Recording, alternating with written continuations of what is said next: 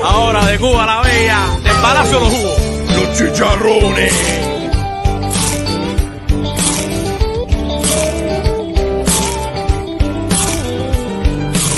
Los vecinos aquí se enteran de todo. Mi vecina era CDR en Cuba. Y en verdad no hay nothing that you can do. Chacleteras sin llames con corbata. Aquí yo vendo hot dog, pero en Cuba yo era médico. Les saco el dedo y digo Q. Sweet home Hialeah. Solo 30 minutos me le fallo. Oh, sweet home Hialeah. I hate your traffic, but I love you.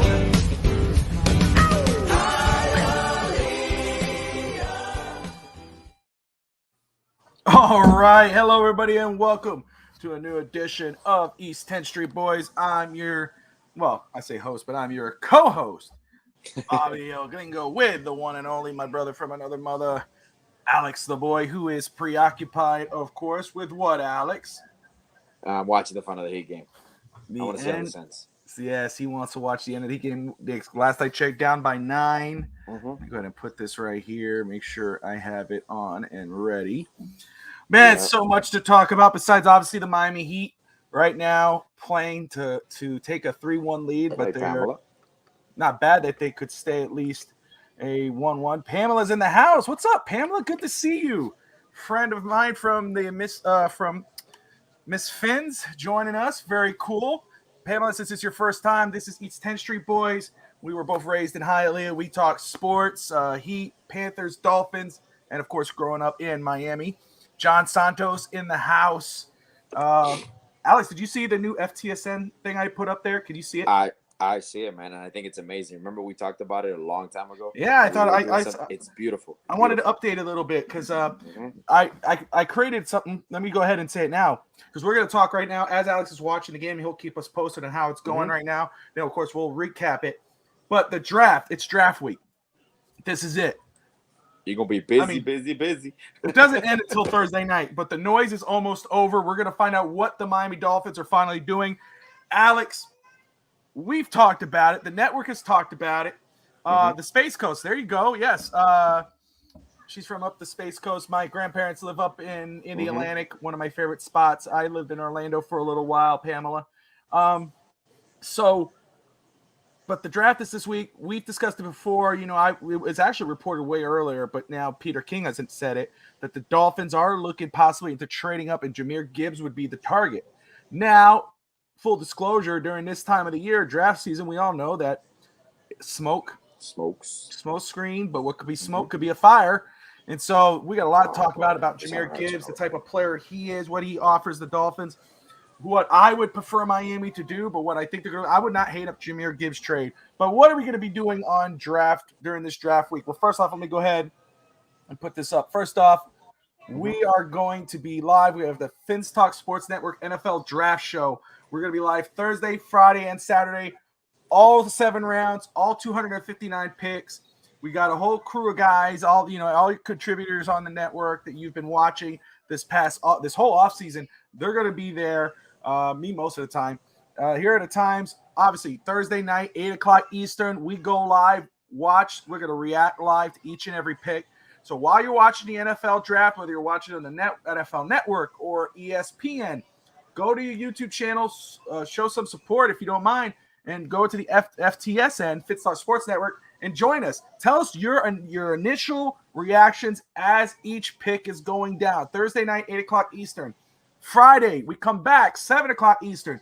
Day 2, if the Dolphins haven't traded into day 1 of the draft, we are expecting 51 and 84 for the Dolphins. You got 2 picks there. And then Saturday, 2 more picks. That starts at 12 o'clock Eastern. Starts with NFL draft show day 3. Be Fins Talk today. Starts with me and Fish Tank Hank, Rob of DolphinsThirsty.com, and Steve Malloy of Real Talk Fins Talk. So a lot of good stuff here. So make sure you do me a favor. Smash that like and subscribe button right now. Hit the notifications button so you know when we are on live. All right. Let me go ahead and make sure I'm missing on the comments there. John Greer trading up for a running back. I'll believe it when I see it. Hey, a lot of people say, again, when smokes, there's fire. And I know, but Chris Greer has stated, even before this whole draft process, that if there's a running back that Mac McDaniel likes, he may push against the grain and go and draft a running back. Now, of course, we're talking second round. We weren't talking about first round. But Pamela, as you know, you're saying there's smoke. I don't blame you for thinking that, and I get it. But I think there's a little too much smoke when it comes in terms of running back. We're talking Dalvin Cook, Derrick Henry, Jahmyr Gibbs. You know, do the Dolphins trade up and get a Darnell Washington? I know I would love a Darnell Washington. Oh, sorry. No, you're good. Alex is watching Heat game. Jimmy's on the line. There you go. It's 101-93 at this moment. Oh, 95. Oh, yeah. 95. Okay. And he's going to a free throw line. Ooh, all right. There you go.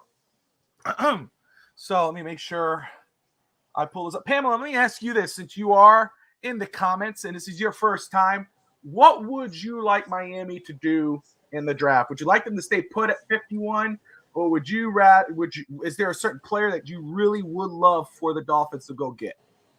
Let me know as you're in the comments.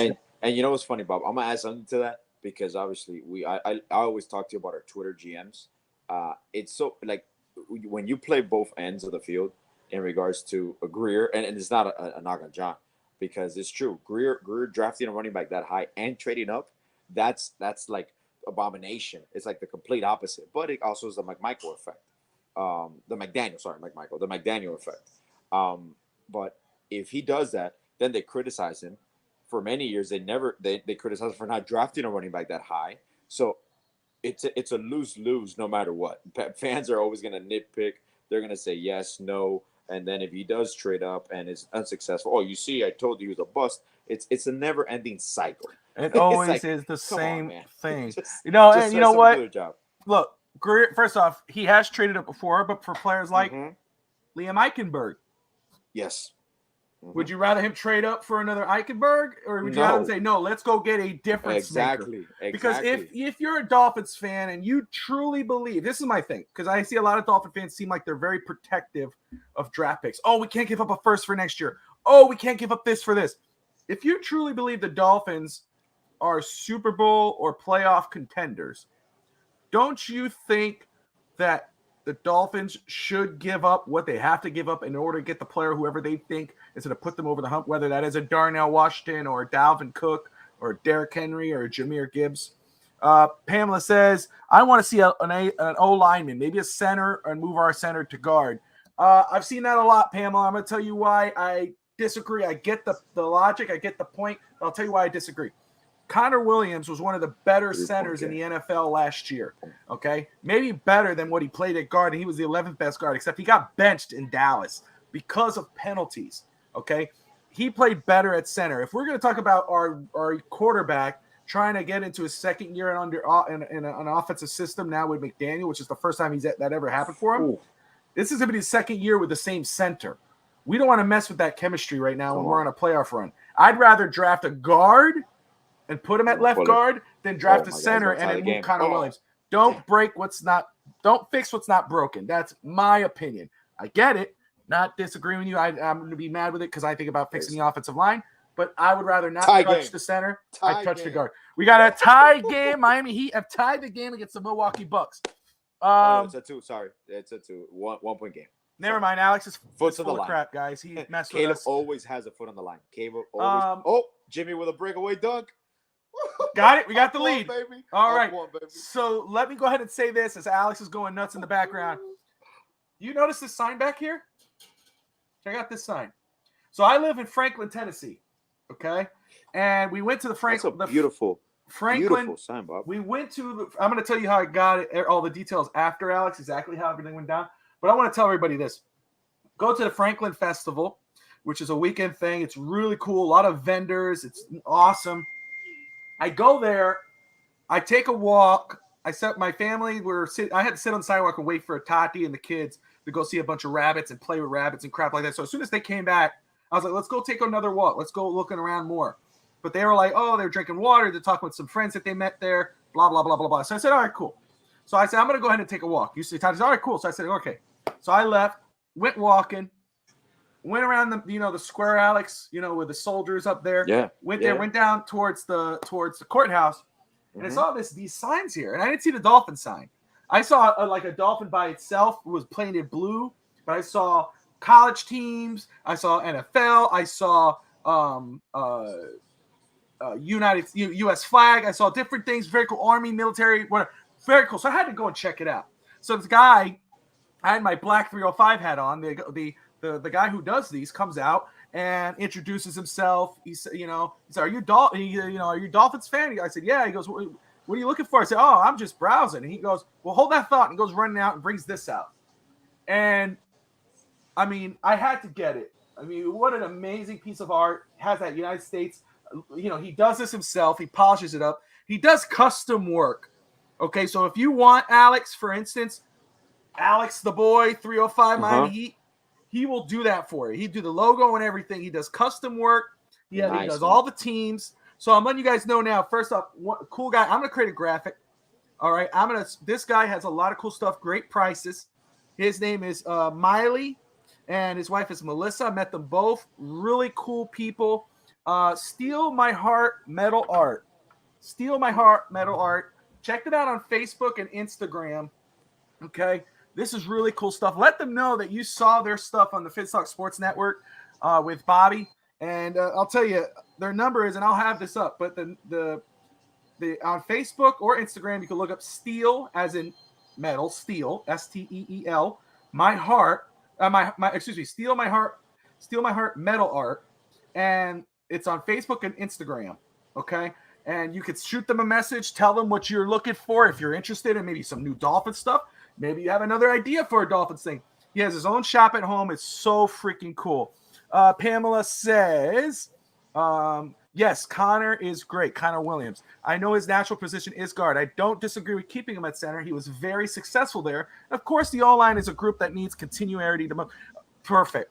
Bergeron plays offensive tackle and guard. You see, so I like that, John. I want a player, if you're talking offensive line, even defensive line, I love versatility. I love a player who can not only play tackle, but could play guard or could play center, because when a player goes down, you want to be able to push them in there. Pamela says, did you know that the 305 was all of Florida back in the day? I did not know that. Yeah, that's true. I didn't know that. Really? Yeah. Wow, well, look at that. Something I learned new today. Pamela says, Franklin is awesome. It really is. I love Franklin and raising my kids here. And, now I live, it's 305. I represent 305 because that's Miami or all of Florida now. And, but I live in the 615. So shit. What happened, Alex? Just some miscommunication with Duncan and Kyle. What's the score? It's still 107 and 105. Milwaukee's up. 2 minutes left. Oh, my. This is going to be a fun game. This is going to be a fun ending. So we're going to see how Alex reacts during games. Again, you guys are watching East 10th Street Boys on the Finstock Sports Network. If this is your first time tuning in, we appreciate you. Whether you're watching on Facebook, YouTube, Twitter, Twitch, do me a favor. Go to their YouTube channel. Smash that like and subscribe button. Follow us on Twitter at the Finstock Network. Again, if you are interested on coming on to the show, giving your points of view, talking sports, talking life, let us know. We'd love to have you on. Everybody and anybody is welcomed.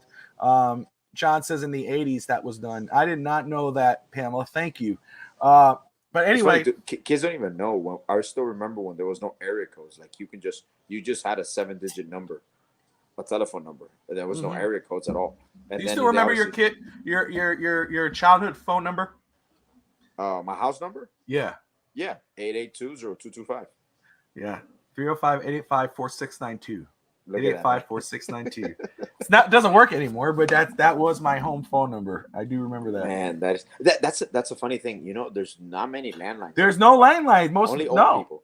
Yeah. Only old people. I feel like getting a landline just to have one. It's good to have an emergency just in case. Because it's true. Like that's Yes. people talk about all these things about all these attacks, nuclear attacks. If you have a cyber attack and they wipe out everything, people don't know how much money you have in your bank account. Yep. You have no recollection of your phone numbers. You have no way of communicating. We have no way of doing anything. Like it's just a complete darkness. Pamela says 3-2-1 is the Space Coast. Can you guess why? Yeah, 3, 2, 1, launch. Yeah, it's awesome. So true. That's so cool. That's an interesting. I didn't know that either. I know 3-2-1 because again, my grandparents live up in Indian Florida, near Melbourne or in Melbourne. That's one of my favorite spots. We get to see the Rockets come off the beach there. I was just there recently visiting my grandparents, Pamela. So that's an interesting thing. Can you give me anything else? I like this, Pamela. 954 is Broward. Broward. 407 is Orlando. Phone lines run on cable. Miami. Get walkie-talkies. There you go. Let's see here. See what I'm missing. Bobby, Jimmy Butler's at 49 points, Bob. There you go. 49 points. Jimmy Butler has 49 What points. did I tell you, Alex? Mm-hmm. What did I tell you before the playoffs? What are we? E-ball, a minute. We're a playoff team. I told you. We're built for step back three. Nailed it. Oh, my God. He nailed it. 113, 109. What's that say? 52 points, bro. 52 points. That's what I do during the game, guys. I scream. I'm not screaming. I'm trying to scream because both of my kids are sleeping, and my daughter has a test in the morning, and my son just fell asleep. So I'm trying. This is not how I usually am. So I love your kids. They love them as they're my own. You know I want to go with that. Oh, good. I'm telling you, the moment I know we were down 13-14, and you saw Jimmy was pacing himself, and I'm like, me as a coach, you go for this because I know I'm not going to win a game 7 in Milwaukee. So you go for this here. You go up back to Milwaukee 3-1, and you could either clinch it over there or you come back and try to clinch it here in 6. So you go for it. You go for everything right now. Let me see something very quick here.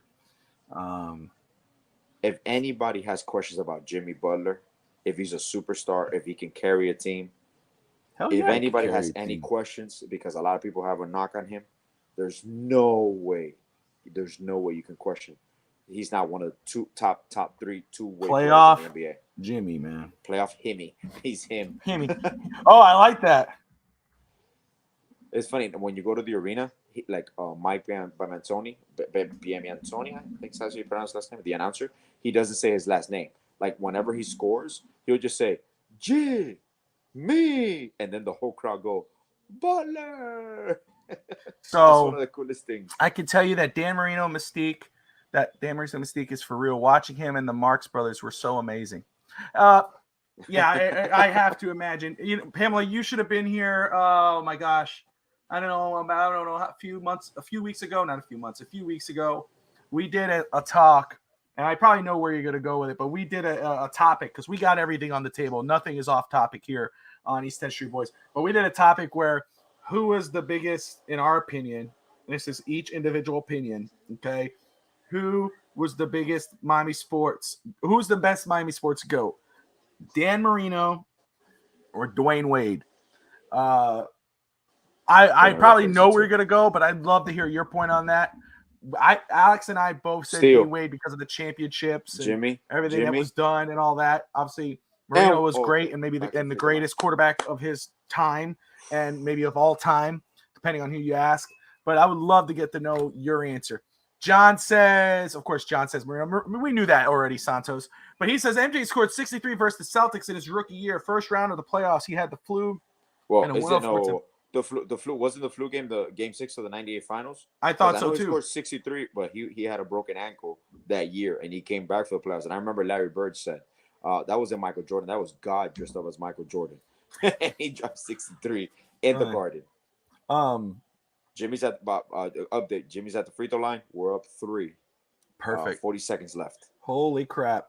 Hey, so we got 2 games, and then we go back to Milwaukee, and then we go back to Miami after that. Is that right? Well, right now we're up 2-1. If we win this, we're up 3-1. We go to game 5 now in Milwaukee. I know, in Milwaukee. That's what I'm saying. Game 5, and then we come back. Game 6, unless we win game 5, but more than likely we'll drop that one. So, talking about the barber, I met cool barber recently, and we were talking about who I met there. I actually met with this new barber. I usually go up to the mall, and this place called Luis Barber. They do a great job. Love them. But Tati was going to do something drop off clothes, sell clothes, do something with the kids' clothes. And so I told, I'll drive you there because I got to go get a haircut anyway. So she said, all right, cool. So got in the car, went down that way. I said, what I'll do is I'll go to the mall, get a haircut. You go ahead, take a ride, and come pick me up after. She's like, cool. Says, all right. So after we do the whole thing with the clothes, we go to the mall. I'm about to hop out. I said, she goes, I said, come over to this side. I always feel my pockets before I get out, make sure I have everything. I didn't have my wallet, left my wallet at home. I'm like, come on, dude. So of course I'm like, hey, Ty, do you want to go ahead and leave, go get my wallet, just come back? I'll just walk around. You let me know when you're on the way. I'll just walk in because by the time you get here, maybe I'll be done, maybe. And she's like, no, I don't want to come all the way back and blah, blah, blah. I was like, oh, dude, whatever. So I said, okay, cool. So we drive back and, I decide, let me go look for someone in the area. And that's when I found this place called the Sports Barbershop in downtown Franklin. And again, I love Franklin, these hidden gems. But this guy's been there for a few years. That's Aramis, Mr. A, the legend among legends. Yes, sir. The man. So I walk in, Alex, and I, first off, when I Google them, I see all this sports stuff. Bulls, Lakers, Detroit Lions, NFL, everything. So, dude, I gotta go here because I love sitting down talking sports, and these seem the guys that are going to do that. Go in there, and the reason why Alex is not looking at me, guys, for new people who are tuning in, he is watching the Heat Bucks game right now. We're keeping track of that. The Heat are up by 7 right now. With 32 seconds left. Oh, dude. So the Heat are about to take a 3-1 lead, bro. Against the number 1 seed Milwaukee Bucks. Everybody said we were going to get swept. Not me. What did I say? What did I tell you? We were going to win that series. I told you. We I are can't playoff. wait. On Wednesday, I got one on the show. This one is at 8 o'clock. 8 o'clock. We're going to go live at 8 o'clock. I can't wait to have him on the show. Well, I have missed him, man. I haven't talked to him in forever. I know. That was my bad. Clutch. So, and Justin. So anyway, I go into this place. I walk in, and I mean, it's like an old-fashioned barbershop. They're talking and everything. The guy, Tony, who actually owns the shop, welcomed me, told me to take a seat, sat down in his chair. We started talking. He saw my Dolphins hat, so we started chatting. Talked to me about Detroit, talked to me about their draft picks, all that whatnot. He's excited for the team next year, as he should be. Detroit has an opportunity to get some really good players. I got him going and getting Jalen Carter and Witherspoon, I believe, who it is, a corner. So, anywho, he tells me as we're talking about the podcast and possibly maybe doing a podcast there at the barbershop, which I think would be epic, Alex. That'd be really cool. Oh, dude, I think it would be great. We need to get you up here and we'll do like a live show with those guys. And I told him because he said that Bobby found Floyd's barbershop. He talked about LeBron's show. He had an episode there one time. That's true. Yeah. And he said then LeBron had a show called The Shop. But what he did not like about it is that the barbers aren't allowed to talk. He said, we have so much to say. I said, that's so damn true. I said, that's why we need to do a show here. Mm-hmm. And if you disagree, and I always said, if you disagree with me, you tell me you disagree with me. I would prefer that. So anyway, he started going, oh yeah, we actually have players show up in here all the time to get cuts. And you don't know what he's kind of drumming up or not, but I do see a picture of Michael O'Hare. It says, oh, Michael O'Hare comes in here. He goes, we got a lot of the Titan players. Eddie George comes in, all this stuff. I said, dude, that's really cool. And as he's giving my cut, he's like really like paying attention to it, which is, I just love when they're like take passion in what they're doing. And we're chatting it up. He kind of goes real close to me and he goes, I think that's one right now. And I look towards the door and I see this big tall dude. And I'm like, I go, I automatically recognize him because I love football, obviously. And he goes, I go, yeah, that is actually. He goes, what's his name?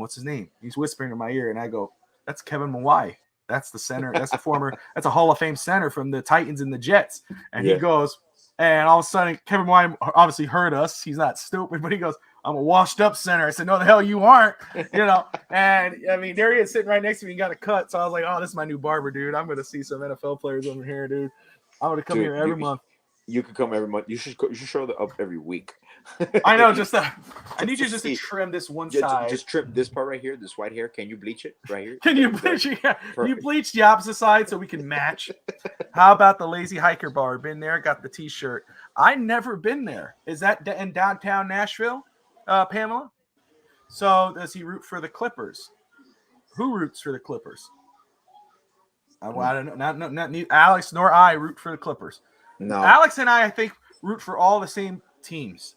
I for the don't most think part, there's yeah. any one team we don't agree on. We're pretty much local boys. I am like now again, we've talked about it before. If Nashville gets a baseball team, I'll root for them. Now I will always, my heart's always in Miami, so I'm always going to root for the Marlins, the Panthers, the Heat, the Dolphins. It's a cool tradition, and you know what's kind of crazy about that? We never really thought about this. Oh, does he root for the Clippers? No, I get it now.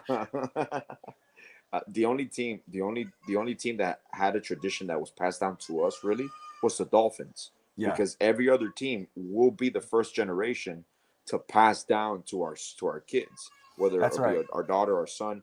And like for the Heat, I started watching the Heat, and I could pass that on with my son and grow old and hopefully and watch those games, and the Marlins and the Panthers. But Dolphins, we were kind of like the second. We were like the second generation, I would say, or the third. I think so. Yeah. Yeah. Really cool. Tony the Barber is favorite. He's from Detroit, so he is a Detroit fan, the Pistons, and he was telling me, which is so true. He's an old school fan. He hates LeBron. He hated Michael Jordan. He didn't start liking Michael Jordan until after Jordan retired. He has some Jordan stuff in there, but he is a Detroit Pistons, Detroit Lions fan. Bad boys. Which I respect the hell out of fans like that when you're hardcore and you're loyal to your team, and that's how I am. I mean, that's how we are. I don't care how crappy my team is. I'm going to be rooting for them no matter what, you know. Let me see here. No, Franklin. It's a brewery. Really? I'm going to go look that up, Pamela. I have not. Lazy Hiker Bar. I have not. Lazy Hiker Bar.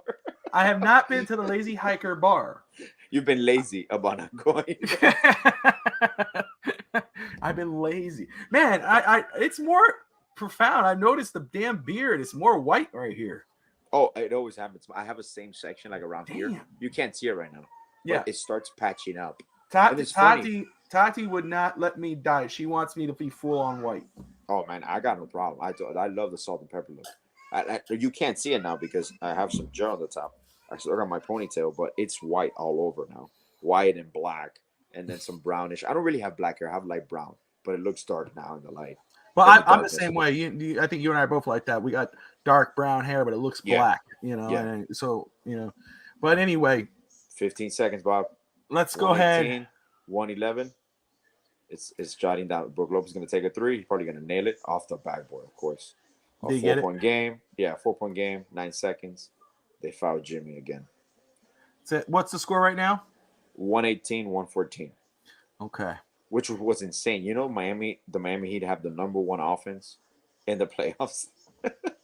Like the shooting actually just started. Right?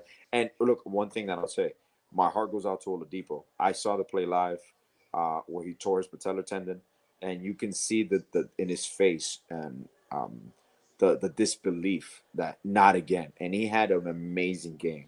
He was explosive. He was internationally defended with Holiday. And I know he's going to make a recovery. He's supposed to have surgery this week. But this playoffs has been catastrophic, man.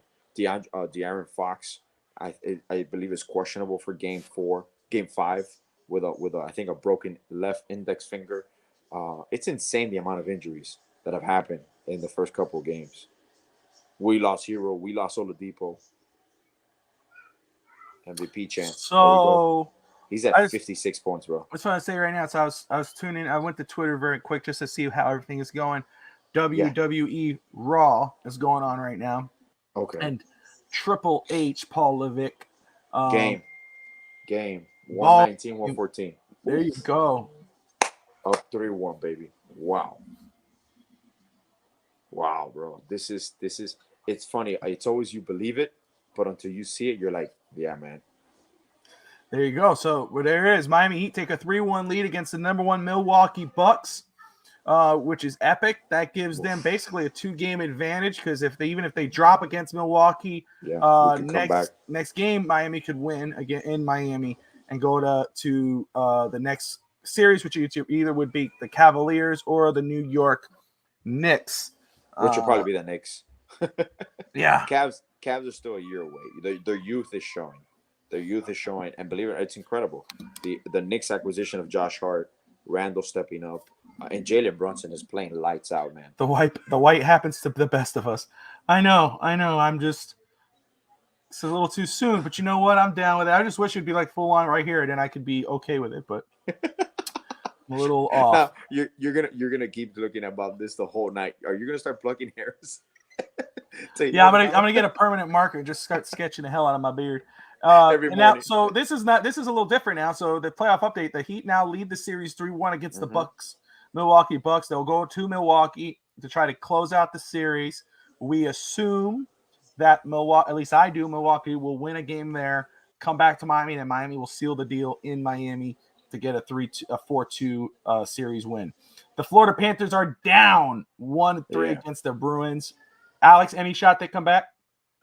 I don't think so, man. The Bruins are just too much. They're just their firepower is. I was excited when it was a 1-1, but these last two games have been a little bit derailing, dethroning. And Boston is just too strong, man. I don't think there's anybody stopping Boston. So let's see. So here's the announcement from WWE Triple H. They talked about that earlier. I want to throw that in there because I was interested in it. Yeah. Go ahead. So Triple H said he had an announcement tonight. People kind of joking on it, saying, "Oh, every week now he's making an announcement," but this one is actually legitimate, which actually was foretold. Triple H announces a new WWE World Champion will be introduced to whatever brand Roman Reigns does not land on. The new World Heavyweight Champion will be crowned at the Night of Champions on May 27th. So it kind of looks like the Big Gold, which was the WCW title, but it's obviously modern now with a big WWE logo in the middle of it. Okay. I wish it looked more like I wish they didn't have that WWE logo in the center of it that big. I wish it would have had more. But, I mean, hey, I'm all down for it. I think there needs to be two champions. Yeah, this one double champion thing. So there you go. Yes, Funky Bunches, this is live. What's up, man? Thank you for tuning in. We appreciate you. As live as it gets. Oh, Violet's in the house. We were just talking about WWE, the new World Heavyweight Championship. So please put your comments below. Violet and I cannot disagree more on wrestling topics. But he is an awesome dude with awesome content. Milwaukee, bad beer, bad basketball. Love it. There you go, Pamela. We need to get a t-shirt. Maybe that is a t-shirt. Let's see here. But Funky Bunches, thank you for tuning in. You're watching East 10th Street Boys on the Finstock Sports Network. If you go to our YouTube page, you can subscribe to the channel. We talk everything on here from sports, Miami sports, to life.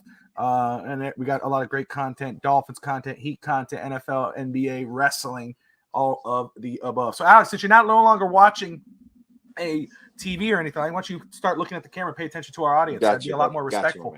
You bag of douche. So, you know, got my full focus. Like, gosh. No, but hold my jokes. I'm not gonna say that. Hold it. Anyway, so Jimmy Butler, what did he finish with tonight? 56. Coño. Wow, 56 points. And I got to give credit. I knew they were going for it, and everybody else played their role. I know, for example, Bam, people are just going to look at the stat line, but when he needed to pick up a few, he picked it up. But you can tell the game plan was designed, and once Jimmy got going, it was just feeding the hot hand. That's what people don't realize. Everybody else stepped up defensively, so I got to give him that. Kyle Lowry played it well. Duncan Robinson's minutes were well. So everybody, and Highsmith minutes for Oladipo. So it was a perfect combo. And Jimmy was just on. When you have one of these nights, you just got to feed your hot hand. It's not that everybody else is lacking. It's just he was hot. He couldn't miss. So you just ride him out, man. There you go. All right. So now that we got your full undivided attention, let's go back to Dolphins draft. And we'll catch up on Heat. So you're seeing, there you go, Tatiana's in the house, Los Heat. So you've seen a lot of commentary in regards to the Dolphins draft. You've heard a lot of it, obviously, especially talking to me. Where are you hoping Miami goes with their draft? Would you mind a trade up? Because I know a lot of people are against the trade up because they don't want to lose any more draft picks. Okay, the Dolphins have 4 picks this year: 51, 84, 197, and 238. I believe that's our picks. Okay. And so I have released my my final mock draft of the offseason today on dolphinsthirsty.com. And guys, if you have not gone there yet, go. Great content. Rob Mosley, former police officer, awesome dude. Great shows in the morning on his channel, but he's on our show. He has the Fins Talk. He has Real Talk Fins Talk with Steve Malloy on Tuesday nights. That's tomorrow night, 7:30. Check him out. Oh, Tristan is here. Hi, Tristan. It's my baby boy right there. He's feeling better, thank God. Mr. Rey Mysterio and diehard Dolphin fan. Trade them all and Tua for Lance. Let's get weird. Oh my! Is that fantasy football talk, brother? Come on now. Yes. It's probably fantasy with Trey Lance, but let's get weird. I like that. So my thing is, Alex, very quick, and I know I asked you the question was, again, some fans that I'm seeing here released my latest mock draft, and we've been talking about a possible trade. The noise keeps getting bigger and louder in regards of Dolphins looking for a starting back. They signed all these 4 running backs for basically $8 million altogether. So any of those guys could be released or traded. And Jeff Wilson could be traded after June 1st. He signed for $2 million. If you trade him now or get rid of him now, it's a $2 million hit. If you release him or trade him after June 1st, it's a $785,000 hit. That's a point of order. So no running back is off the table for Miami. Miami just gave themselves the leverage that they don't have to actually go and overreach for a running back. But if they believe, more importantly, if Mike McDaniel believes that a running back like a Jahmyr Gibbs or maybe Bijan Robinson, who I don't think is falling past the Eagles, in my mock draft he's going to the Eagles, but Jahmyr Gibbs, if he believes that Jahmyr Gibbs or Dalvin Cook or Derrick Henry make all the difference and will put him over the top, Chris Grier will do it. Chris Grier has already stated he will go past his normal. He will do something that's against what he's done before in order to appease to Mike McDaniel, not in a bad way, but to do what Mike McDaniel thinks is best for the team. I saw that today too. That they were using that history about Chris Grier not drafting running backs. The latest one, the earliest one was Kenyon Drake back in the day, I think in a 3rd round. And then of course Mike McDaniel, his history of not really drafting running backs early with all his clubs. But look, the team that he went to, that he came from, the San Francisco 49ers, who had Elijah Mitchell, who wasn't drafted early and all that whatnot. What did they do last year, Alex? Did they make a big trade for a certain running back? Yes, they did. Who did they get? Christian McCaffrey. They got Christian McCaffrey. So even they, where Mike McDaniel came from, realized they needed to go get a running back, a star back, and that's what they did. So don't tell me that Mike McDaniel and the Dolphins will not do the same thing. Okay, these guys are all friends. They all speak the same language. So you could throw the history out there, and a lot of people like to sleep on history when I bring it up, but they want to pump this up. But there's your point right there. If the 49ers did with Christian McCaffrey, don't you think the Dolphins would do it with whether it's Dalvin Cook or Derrick Henry or anything? Now, I prefer Derrick Henry over Dalvin Cook. And again, I'm not against Jahmyr Gibbs. I think Jahmyr Gibbs is going to be a very good damn player. He fits what Miami does. So can't sustain a run game with our O-line as currently constructed. So when it comes to that's the thing, our run game was fine last. Year. We didn't use it. That's but right there. Raheem Mostert ran for over 900 some odd yards with 3 touchdowns. The reason why our run game wasn't good is because Mike McDaniel took a win away from the run game. It had nothing to do with the offensive line. It's a very easy argument for some people that the offensive line is the reason why our run game sucked. It was not that. It was the game planning. It was Mike McDaniel. Mike McDaniel did a very good job last year. It was the same record as Brian Flores, but they did make the playoffs, and the offense went to top 10. But here's where he failed: adjusting his offense. Look, passing was easy with Tyreek Hill and Jalen Waddle with Tua throwing to them all day until that last stretch, that 5-game stretch. What you had to figure out was balancing the offense 50-50, 60-40, whatever. 60% passing, 40% running. They didn't do that. It was not like that. It had nothing to do with the running game. People say, "Oh, we shouldn't get Derrick Henry because we have a terrible offensive line." Our offensive line was ranked 24th last season.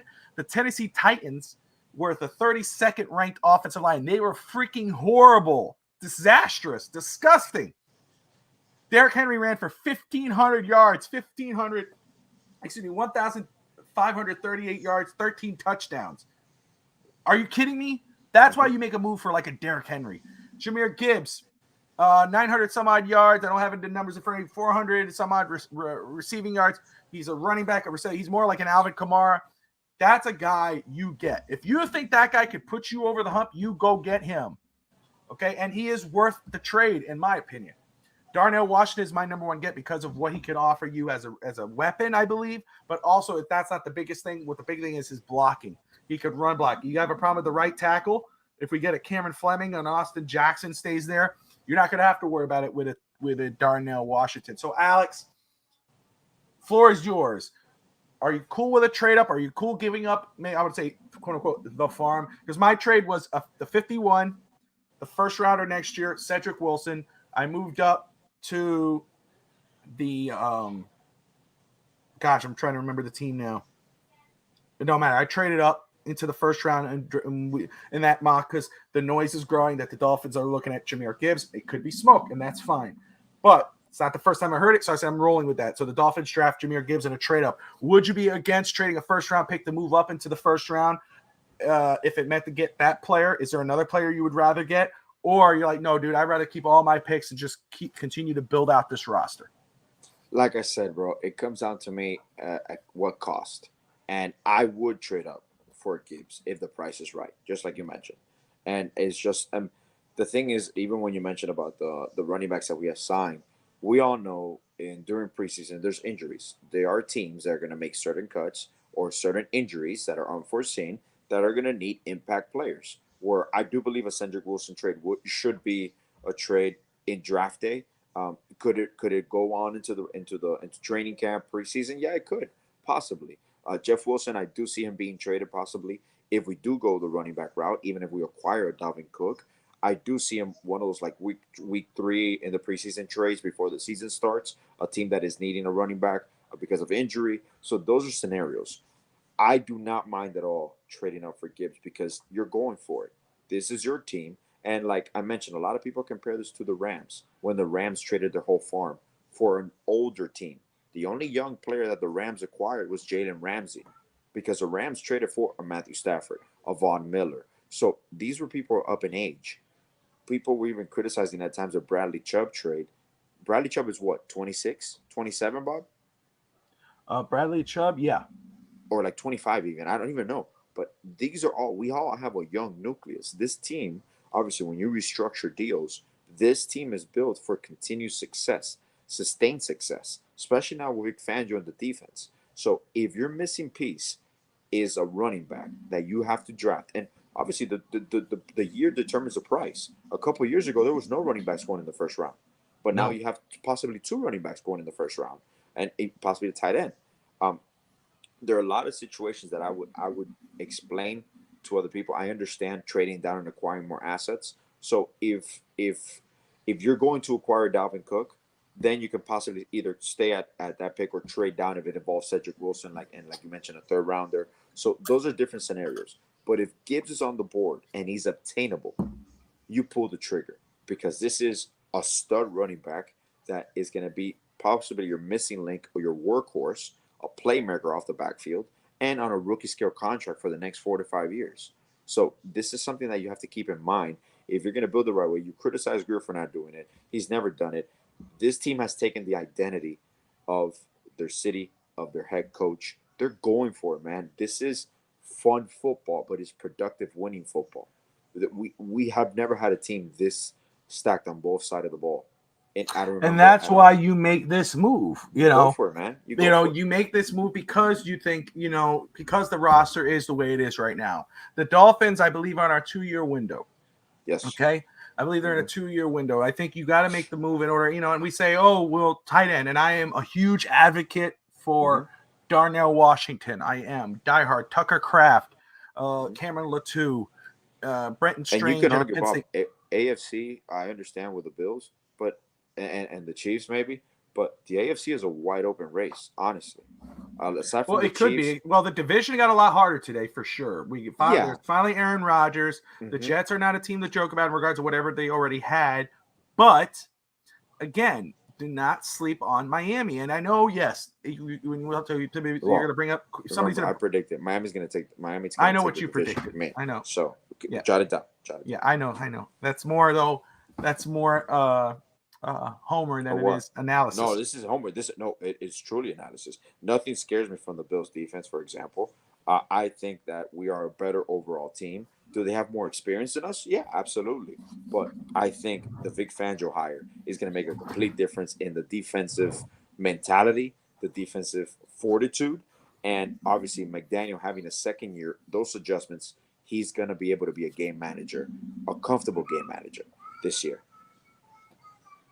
So, and that's why, again, as you've said, what can put your team over the hump? If the Dolphins believe a Jahmyr Gibbs or a Darnell Washington or whomever they think about trading up for, and it could be a tackle, they could be blowing smoke up everybody's butts and go for an offensive tackle or an offensive guard.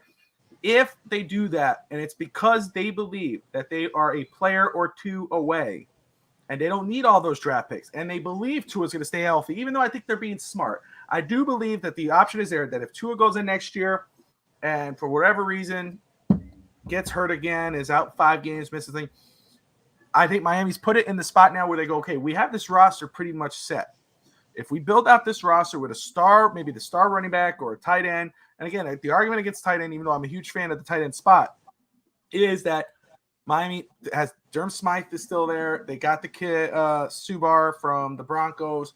They look, people go, oh, we need a risk. Look at Sam Laporta. Look what he can do as a weapon. Mike Gesicki is one of the better tight end weapons in the NFL. And what did we do with him?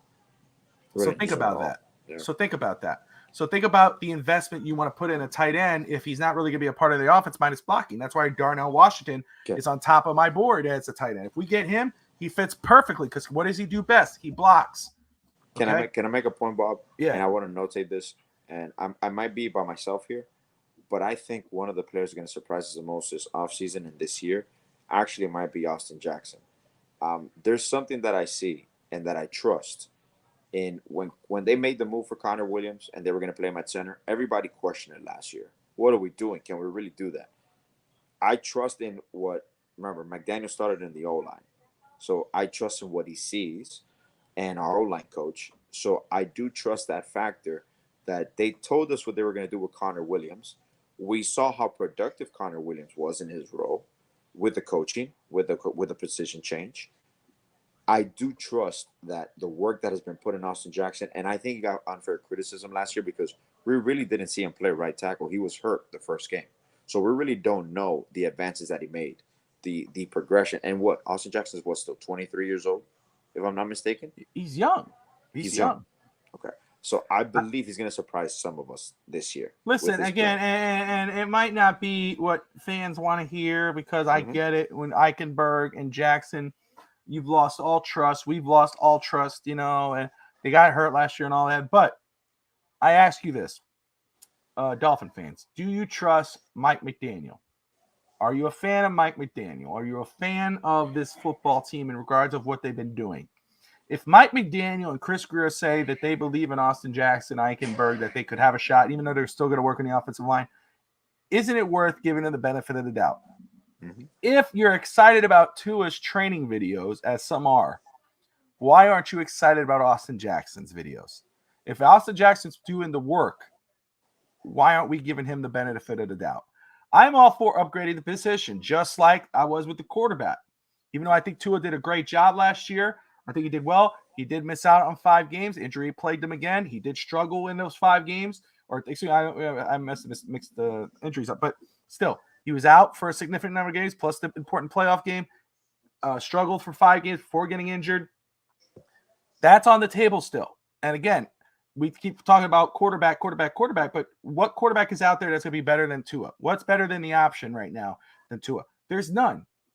So until we find one, he's our guy. And that's not a bad option at all. The same thing with Austin Jackson, except obviously Austin Jackson's less of a player in regards to what he's done and what his history has shown. But there's no better option at right tackle right now than what we have until there is. And if that's a trade up and maybe Jones out of Ohio State or Wright from Tennessee, Darnell White, then okay. And there you go.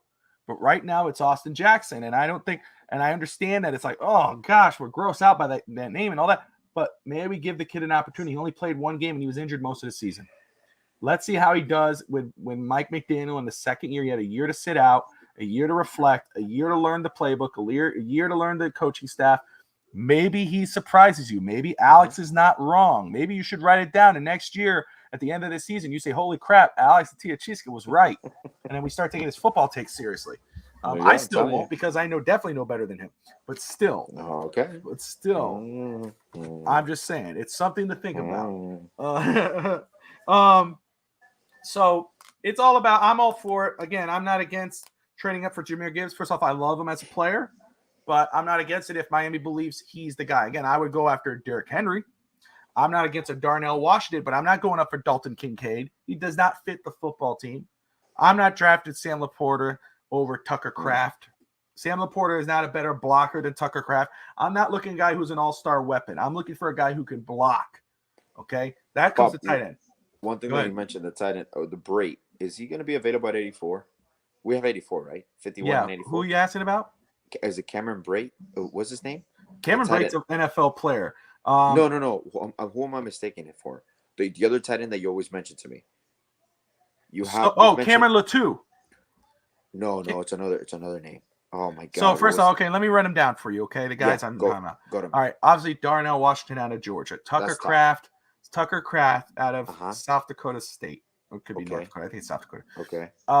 Cameron Latou out of Alabama, Brenton Strange out of Strange. Yes, Penn State. He should be there at 84. That's true. Cameron Brait was 84 with the Browns years ago. Or is he still playing? He's a current tight end. I'm like, did he go back into the NFL draft? Yeah. But no, Brenton Strange is out of Penn State. Miami's shown a lot of interest in him. Mm-hmm. And again, what is the common denominator with the tight ends that the Dolphins have been looking at? They could block. Stop looking at offensive weapons in terms of tight ends and look for guys who could block. Darnell Washington. Mm-hmm. George Kittle. Look for guys that can do that. And of course, George Kittle is a weapon. That dude can get it done. Yeah. But again, you use the example of Mike Gesicki. Mike Gesicki, again, one of the better offensive weapons in football. It's not that he sucked. There's a reason why he didn't get anything last year. It's just the Dolphins did not use him because he does not fit that scheme. Mm-hmm. The Dolphins need a blocking tight end. That's why Durham Smythe was the starter and Mike Gesicki was the receiver. And Smythe was the blocker. So think about that for a second. So when you're looking at tight ends, I don't want to hear no more about Dalton Kincaid or Laporta or whatever. Look for the blockers. That's what they're looking for.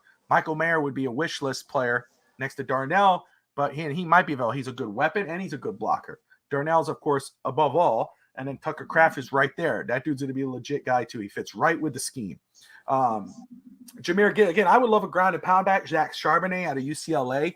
Miami sticks at 51. Zach Charbonnet is a ground and pound back. I love him. I think his style would fit perfectly.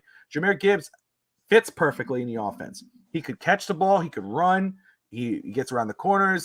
Somebody showed me a video today. Oh, you really want to trade up for a guy who can't run out of these? And there was like no offensive blocking, blah, blah, blah. It's like, show me how many running back that does not have bad plays. Like, stop. It's like, those are the things that. Yeah.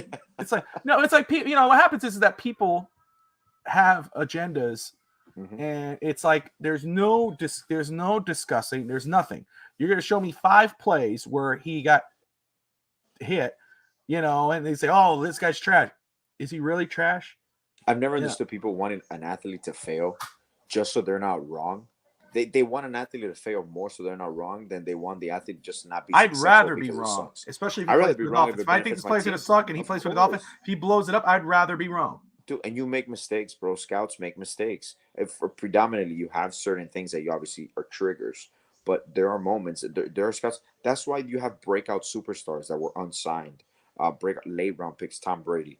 Are people going to talk about not picking Tom Brady in the first round? No one had Tom Brady as a first round. Now he comes down. He's arguably the best quarterback of all time, greatest player, one of the greatest NFL players ever. Who is those are things waiting out Tua as we speak. He is waiting out Tua. That is a fact. I truly believe. I think he does end up somehow, somewhere related in the Miami Dolphins organization. Probably well, that's not a question. Role. That's not a question. The question is, will he play for the Dolphins? I think honestly, he's if Tua goes down, Alex, oh, you mean if he gets that's injured the point. Yes. You said win? Did you say win?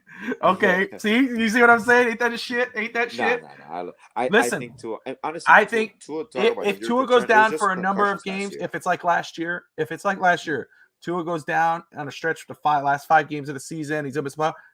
Expect Tom Brady to come to Miami. I expect Tom Brady. If we lose Tua, like for example, Tua goes down game 1, game 2, I think that's a Tom Brady situation. Okay. But if it's like 4 games left in the season, and you're making a playoff run, if you're making a playoff run, you're gonna trust Mike White. Yeah. No, of course not. Of course not. Tom Brady slides right into that. Slides right in, no lube, just right in. That's it. Oh, sorry, my bad. But like, there's a knock, and that bothers me with the knock on Tua about injury prone. Concussions were not. I don't think you can count that as an injury concern. But it is an for injury. A player. Yeah, it's an injury, but it's not. So it is injury prone. He's not concussion prone. He's not concussion, but he's injury prone. Don't say no. Every year since high school, the kid's been injured. Stop. Okay, but that's ankles, ankles, my neck, my back, my crack, my ankle. What the everything? Yeah, that's Tua. But you ever heard that song? My neck, my back, my ankle, and my crack. That's Tua's song when it comes to injuries. Every year it's something else. You cannot put injury concussions prone as injury prone. That's an injury. A concussion is an injury. It counts. What's going to be next year? Oh, he broke his toe. Oh, well, he never broke his toe before, so we're not going to count that as an injury. But that's an actual physical injury, bro. That's an injury.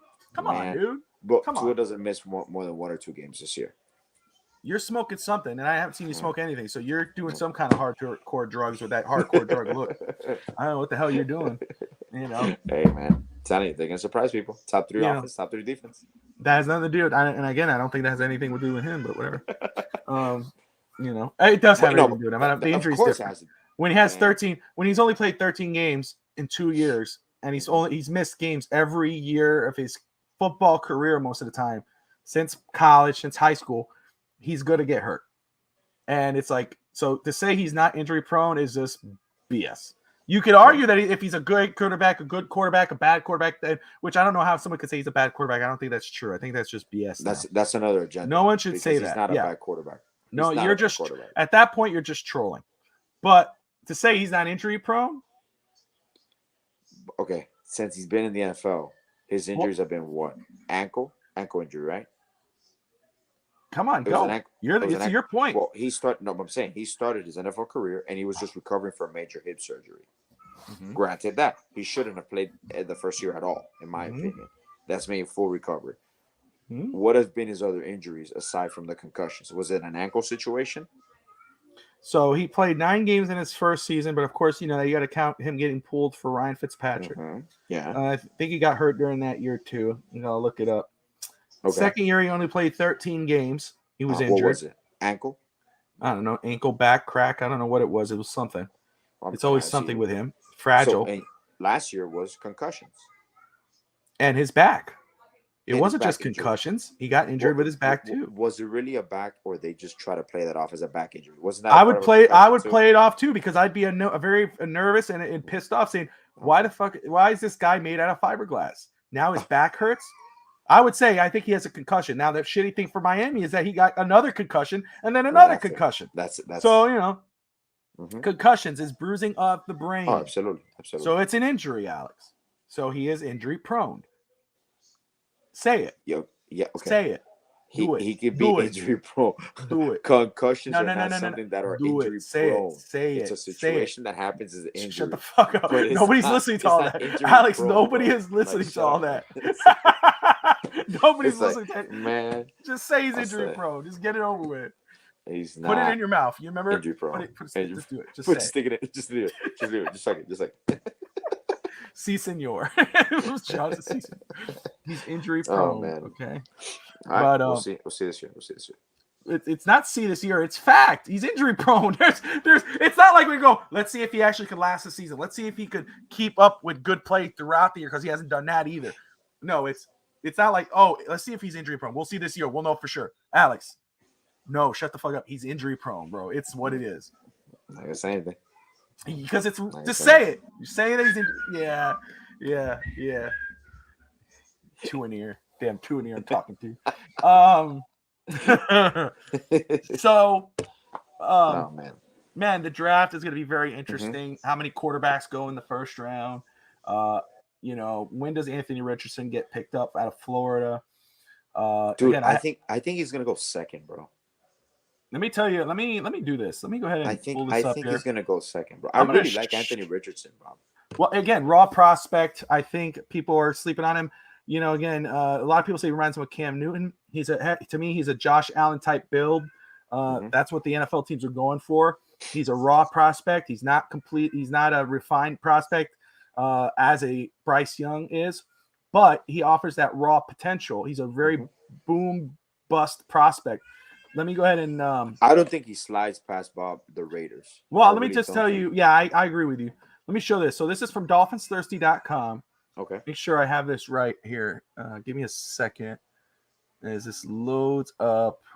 Okay, there you go. All right, so this is DolphinsThirsty.com, okay?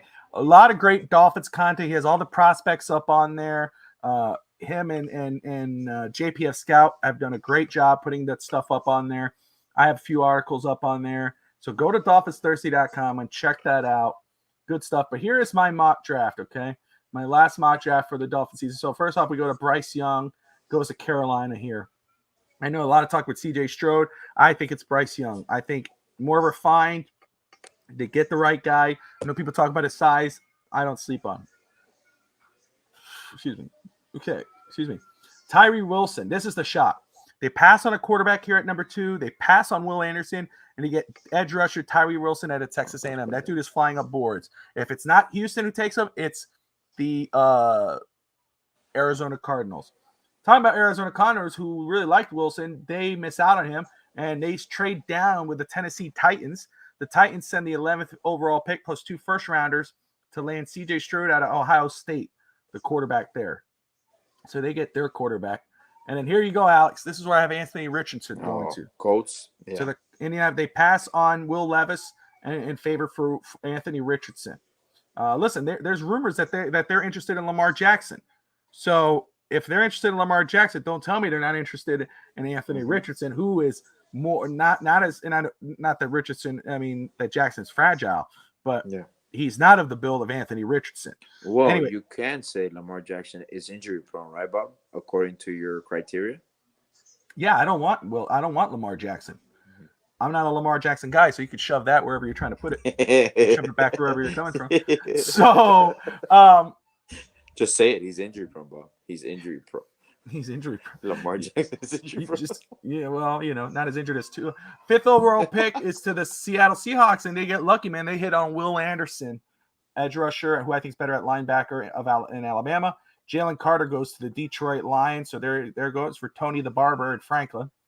The Raiders get Will Levis, Kentucky quarterback, big arm. God, Jalen Carter in Detroit. What a combo.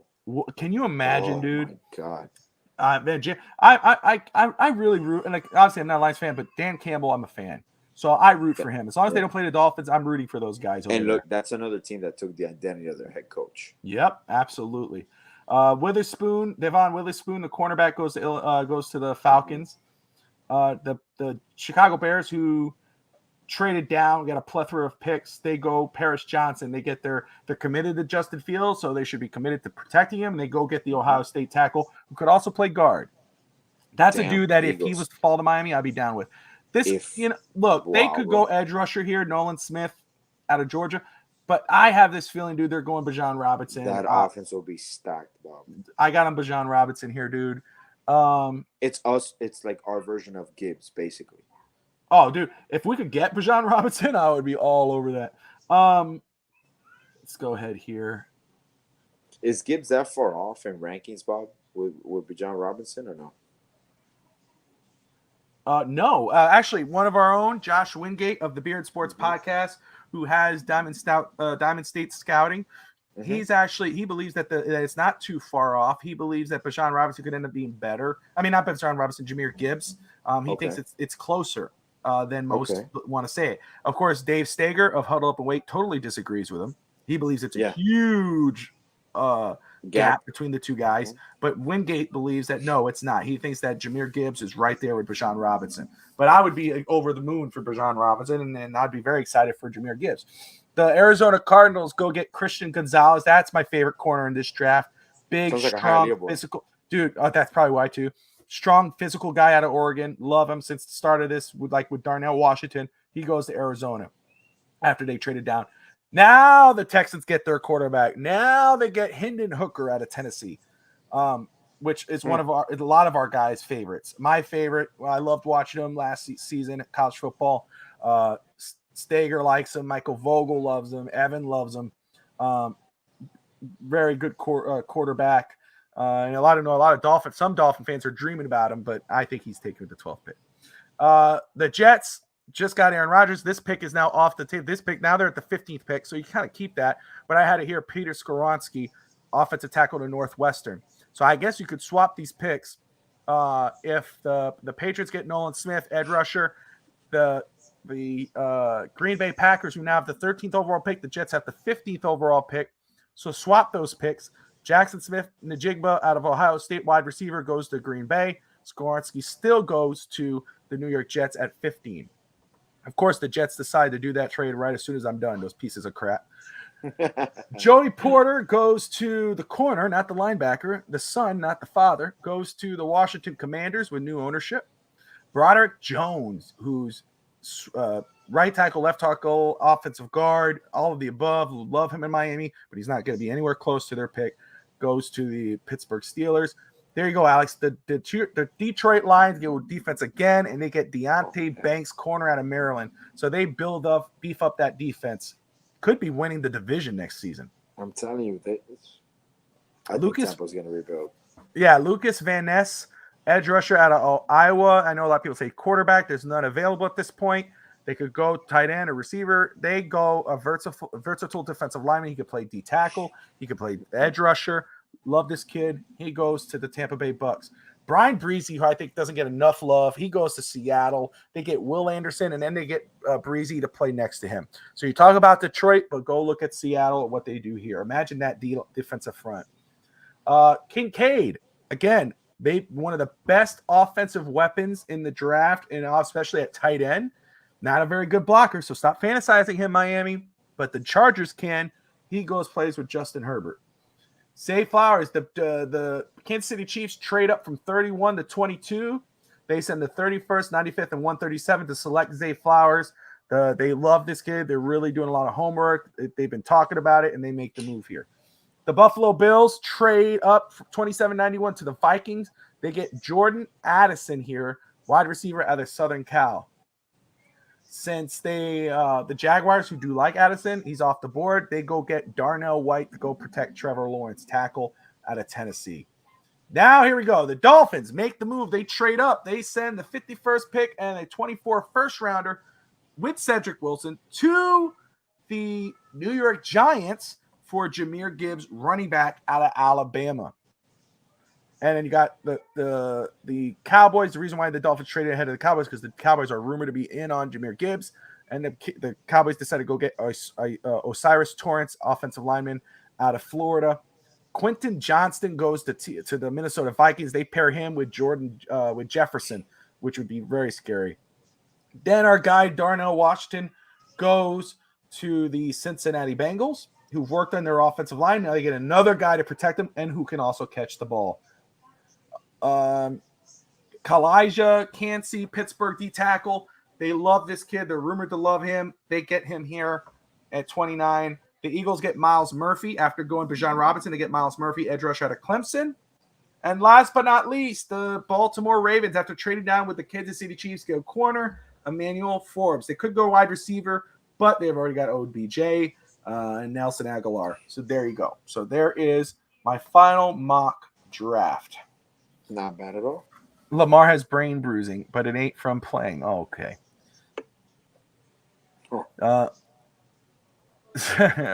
Ohio State quarterbacks stink on toast. Tati, your daughter won't stop with the siren sounds. That's all right. That's what it is about East 10th Street. It's life, dude. We're just chilling. We're used to it. But anywho, So there you guys go. I know this. It's been. We were watching the Heat game. Alex was watching it, keeping me posted. We were Yes, reacting man. live. We're talking draft. That's on Thursday night again. If you guys don't know yet, first off, thank you for watching these 10th Street Boys. If you haven't yet, smash that like and subscribe button. But just to remind you, we have the NFL draft coverage. We start at 8 o'clock Eastern on Thursday night. Everybody will be involved. Alex, of course, is coaching some basketball games, but he will try to make it. Yes. But they've got Thursday, Friday, and Saturday. What's going to go down? What trades are going to happen throughout the draft? What are our Miami Dolphins going to do?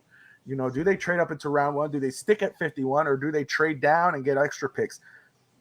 I love trading down. I love getting extra picks, but I can't foresee the Dolphins doing that with this roster.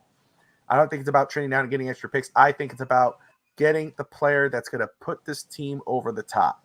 So, Alex, let's do something very quick. We're going to close it out. We're about an hour and 10 minutes in, but we're having a good time. I see you're so excited to be on tonight after the Heat won. I'm super excited, man. So let's turn back the clock, dude. Let's talk about, since it's draft week, we have a fun draft story we could discuss.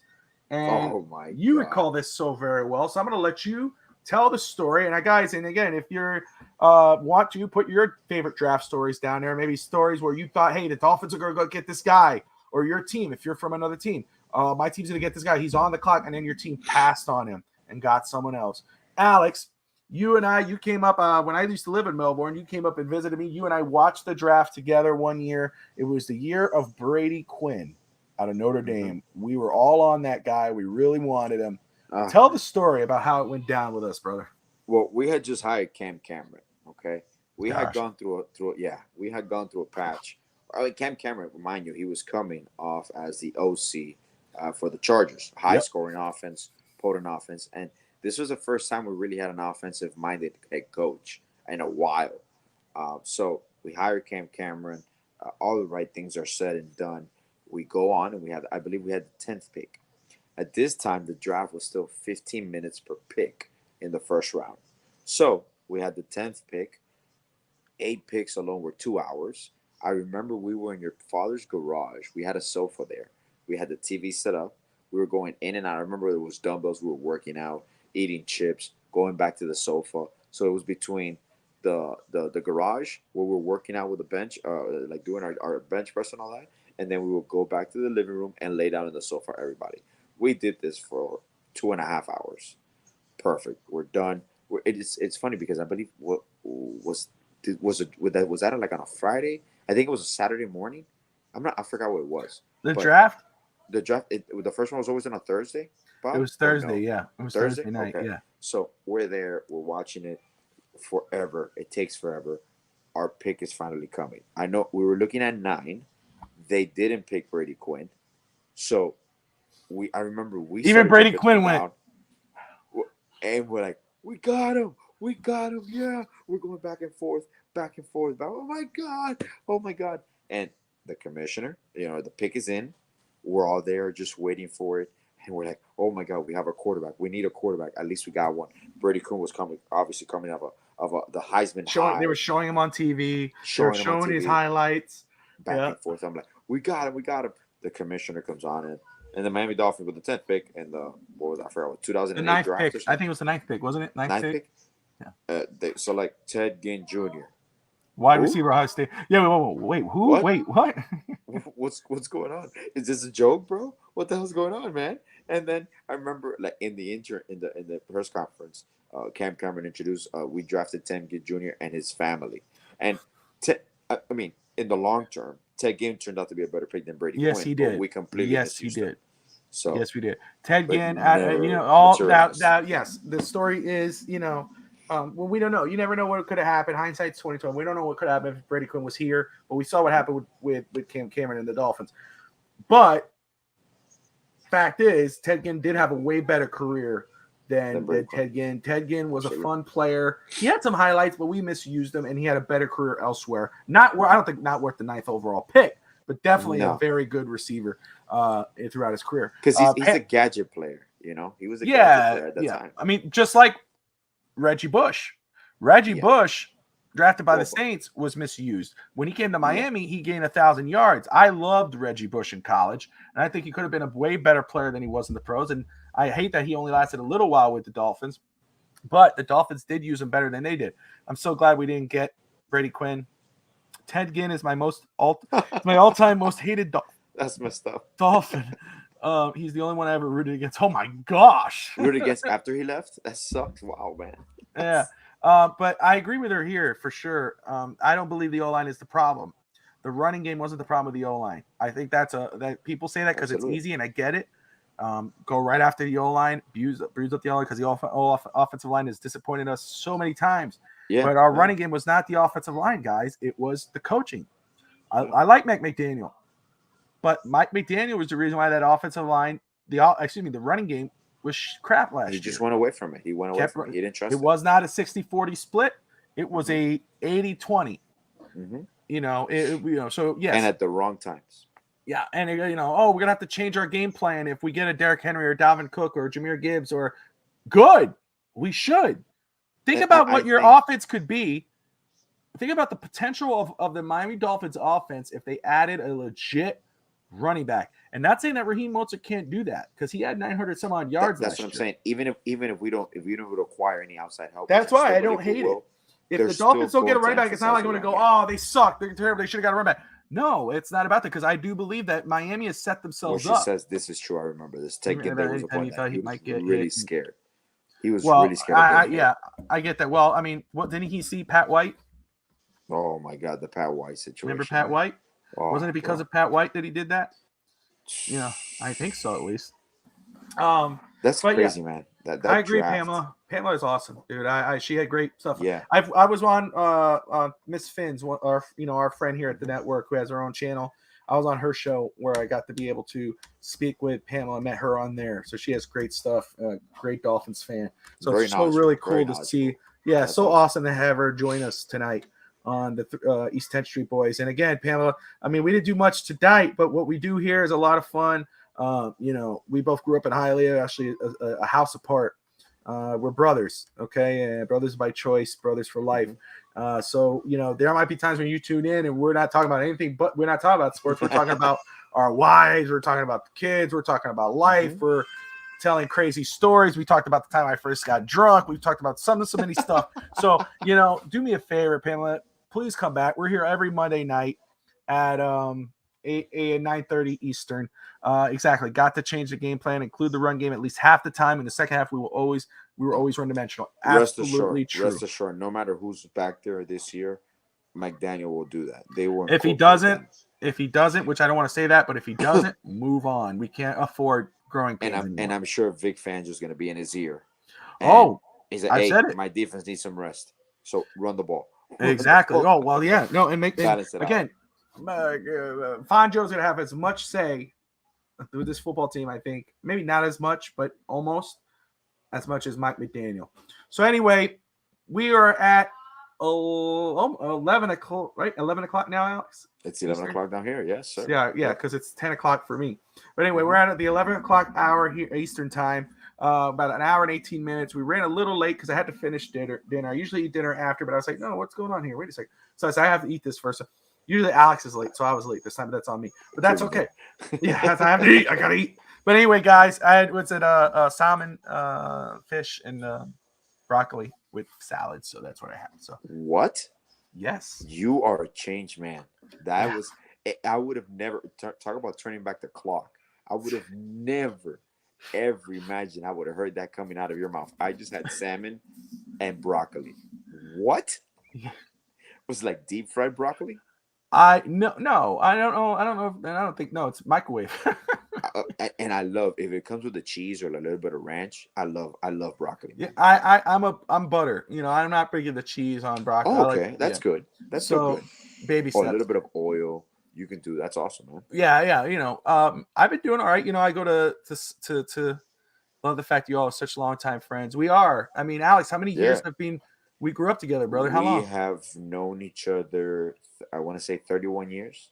Yeah. Well, no, 30 because three decades. I was 5 and you were 4 because you moved in 92. Yeah. I was 5 and you were 4. Yeah. See that? That's crazy. I still remember it was still so funny when we were just playing. You were playing with your wrestling action figures, and I had like my GI Joe and all that, and we saw each other like in the street. I came out with my bike or something, and I saw you like playing, and you looked at me, and you're like, and you just screamed, I think, at me like, "Do you want to play with my wrestlers, this and that?" And I'm like, "All right, cool." And I walked over. Yeah, I see. I don't remember. I don't even remember that. But see, there you go. So yes, he's the godfather of my oldest, my daughter. He was the best man at my wedding. He's my brother for life. So there you go, Pamela. Good night. Thank you for tuning in and join us next week. Anthony Manzano is in the house. Good to see What's you, up, man. Anthony? We're about to close Someone it out, woke but up we late did today. talk draft. So if we did talk draft, Anthony, but since you just tuned in, if you want to throw in your 2 cents, you saw the topic for tonight. Dolphins trading up, Jahmyr Gibbs. We talked about that. Would we do it? What do you think about that deal if the Dolphins were to do it? Are you for it, against it? If you Dolphins did trade up, who would you trade up for? Bob, do you think if we do go acquire Dalvin Cook, do you think it's a draft day deal? Yes. First day or second day? I'm not sure. That's a good question. Well, it could be first. I would wait till now you're trading for Jahmyr Gibbs. Yeah. Well, if you trade it for Jimmy, obviously that's off the table. But if you're going, okay, we're gonna go get Dalvin Cook, I'd wait till pick 51. I'd see how the draft falls to me, and then make the deal. But again, I'm not trading 51 for Dalvin Cook. No, I don't. I'm trading. I'm not saying that. I'm not. Again, you do what you got to do if you think that's the move to do. For me personally, I'm trading 84 and Cedric Wilson and maybe a pick next year for a Dalvin Cook. Yeah, I'm not trading 51. I just trade down to 51 to say who's available. If it's a running back who's available, then I'm not making the move. If I could get a tight end at that pick, I'm going that way. Who do you think we take in the later rounds? Joe 3254. Joe, thank you for tuning in, my man. For me,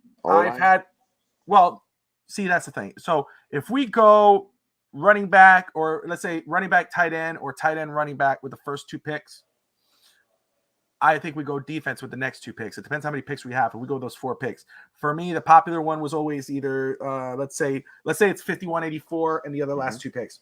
51, let's say, for instance, Zach Charbonnet, tight end Tucker Kraft at 84. Just saying.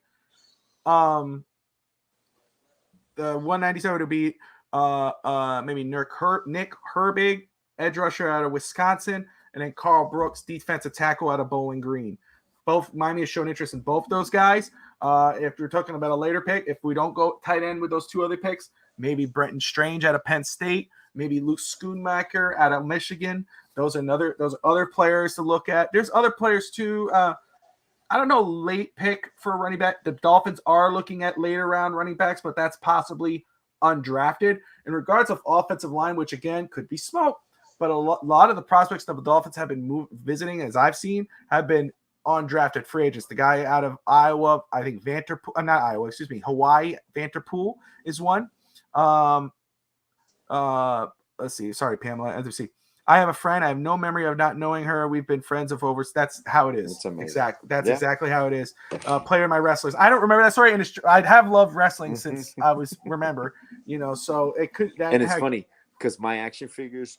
Remember, like obviously when you're Cuban or Latino, Hispanic, every container that's like the Christmas cookie container turns into like a little toy car storage. It turns into your action figure storage. So if you remember, in my room, I used to have the Christmas cookie containers, the plastic ones. Yes, that had the little thing, and it was full of my action figures. It was full of my toy cars. And I remember in our backyard, I'm gonna find the picture, Bob, to see if I can put it up live one day, of us sitting with Nikki and Harrison in my backyard with my the carts, the go-karts, and the little gas container that I used to have.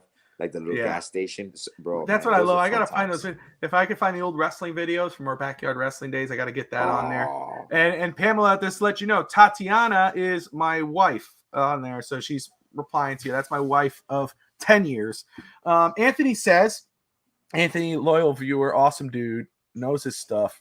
But he says, honestly, the only tight end I see is trading up for would be Michael Mayer, because he's the most pro-ready guy at that position.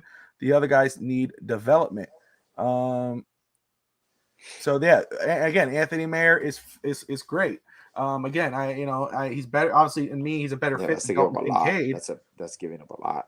Yeah, I wouldn't give up that much. But Dalton Kincaid is not a blocker. Michael Mayer is the most well-rounded tight end. He could catch. He's a weapon. I've heard comparisons to Mark Andrews out of Baltimore. He could block. Again, my number one tight end, though, Anthony, is Darnell Washington. He's not a guy to develop. He's a blocker. That's his best thing. Okay, you don't need a receiver at tight end, even though he is a receiver. Darnell can catch the football. Watch some plays. So I'm not saying that you don't. I'm just talking in general, Anthony. But Darnell Washington is my number one guy. I'm sorry, Alex. What? Either Gibbs. You don't think Darnell Washington falls to the second round? He might fall to the second round, but I don't think the pick Early, 51. early Early say okay. That's the latest I see him. Alex, 30s, did you have a lot of Psychosis, Eddie Hoovy, Rey Mysterio action figures growing up? Because I had a whole bunch of them. I didn't have that much wrestling action figures. That was you. My son has a Rey Mysterio right now. My son's favorite wrestler is Rey Mysterio and John Cena. It's so funny because we saw this when I got my son the wrestling ring and all the action figures. I'm like, shit, bro. If we would have had a wrestling ring when we were kids of our action figures, we would have killed it. I don't remember there being a wrestling ring for kids. No, I right? don't think so. No. We probably used a cardboard box or something to put them on top of. Yeah, we created like we did for our own wrestling ring in the backyard. You remember we put that tape up? Man. Remember we did the ropes and we put rope. We did and ropes it broke apart so fast because we couldn't we wouldn't really hit the ropes. We're like, and it just So but I had they were called like Slam Buddies or something. They were like stuffed. The only way I could do was stuffed. I don't want to say dolls or teddy bear. They weren't that, but it's that type of thing, Alex. I'm trying to remember. But they were the WCW guys. I was a WCW kid, so I had Hulk Hogan and Sting. Oh yeah, like they were like a little plushie, right? Yeah, they were like that big, and you could run. And they made sounds. You go, Macho Man. Yeah, that's what I had growing up. I probably had some wrestling toys, but I had more those type of guys. And then toys, I had whatever I got, and then I could probably remember later, but I can't recall right now. But anyway, Alex, any final thoughts or words? Maybe somebody comes in with a comment and we can follow up with that. But before we close it out, well, I'm just excited. Obviously, heat up 3-1, so I'm excited today for that possibility of closing up. But I am excited for the draft. Draft weekend to me is, and I haven't been involved obviously for a while, but NFL draft weekend to me is super exciting because there's so many changes coming, and you have this massive buildup. And the network is going to be heavily involved. You're going to be nonstop. So everybody out there, make sure you tune in because I've seen the work they put behind the scenes, the time that it takes to get this orchestrated, and Bobby has busted his ass along with the network personnel to make sure that you guys have unlimited coverage from beginning to the very end of the draft. So I just want to say I'm proud of you guys. And if I can chip in and I'll come in after the tournaments and go do some coverage for you, kind of like my non-football commentary. So I'll keep it fresh for you guys, the not knowing. But I'm very proud of you guys, and I hope you guys have great success this weekend. And obviously, go Dolphins. I want to see where Gibbs falls. We're gonna see it. Anthony, very quick. I'll read Anthony's comment and we'll close this out. He says, "When I was younger, I had the craziest experience. I was walking into excuse me, for Sally's seafood restaurant, and I bumped into The Rock and Haku coming out of the restaurant, going into The Rock's Lincoln. Let me tell you, that is an awesome story. Haku, I've heard crazy stories about that dude. You did not want to mess with that guy. That is very cool, Anthony. What an awesome story, dude. Awesome thing when you were growing up. Anyway, hey guys, again, thank you all for tuning in. This is East 10th Street Boys on the Finstock Sports Network, straight out of Hialeah. Smash that like and subscribe button. Join us. We got, first off, great shows tomorrow for continuing Dolphin coverage. We got Real Talk Finstock with Steve Malloy and Rob Mosley of DolphinsThirsty.com. Following that, we got the Fins bandwagon, Evan Posner, Michael Vogel. Wednesday, Fast Break. They're talking Heat basketball. Got No Holds Barred. They got the No Holds Barred. They're going to do a draft show because the draft for WWE is coming up. So they're going to draft wrestlers. They're going to do all their own little draft things. So tune in. That's going to be a lot of fun. And then, of course, the grand finale, the main event, the NFL draft starts Thursday night. We will be live as the draft starts. So as you're watching it on TV, put on your computer, your phone, tune into us. Let us know what you're thinking about the draft, reacting with us. We're going to have a panel. I don't want to make it too clustered, but we could drop a link, if not day 1, day 2, day 3, definitely. So you could join in. So hit that notifications button. Until next time, like, subscribe, and always, most importantly, fins up, everyone. We'll see you tomorrow night.